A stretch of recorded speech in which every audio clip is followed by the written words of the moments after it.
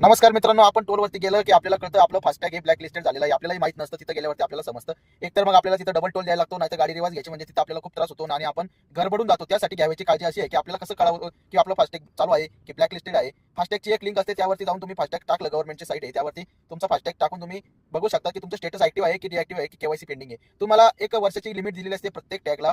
त्या टॅगमध्ये लिमिट दिलेली असते की आपल्याला एक अमाऊंट ठरलेली असते, जो कॅबवाले डेली चालतात त्यांची वर्षाच्या आधीच लिमिट संपते. लिमिट संपली की परत आपल्याला केवायसी करायला लागते.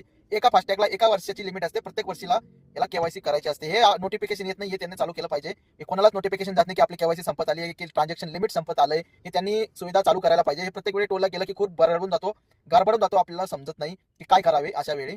तर तुम्ही काय करायचं, तुम्हाला 1 वर्षाचा आपला अंदाज आला पाहिजे की आपल्या टॅगला आता 1 वर्ष होत आलंय, किंवा जिथं ते टोलच्या अगोदर साईडला फास्टॅगवाले थांबलेले असतात त्यांना विचारायचं की माझा टॅग ऍक्टिव्ह आहे, केवायसी आली काय. ते 2 मिनिटात तुम्हाला गाडी नंबर ते टाकून सांगतात. तर मग तुमची परेशानी होणार नाही आणि आपल्याला डबल टोल देण्याची गरज पडणार नाही. नाही की आपल्या टोलला आपण थांबलो की पाठीमागचे जे हॉर्न मारतात तेही आपल्याला त्रास होणार नाही आणि आपला प्रवास सुखरूप हो आणि आपल्याला कुठलाही थांबायचं गरज नाही. आपला टाइम कमी लागेल आणि आपल्याला कुठला त्रास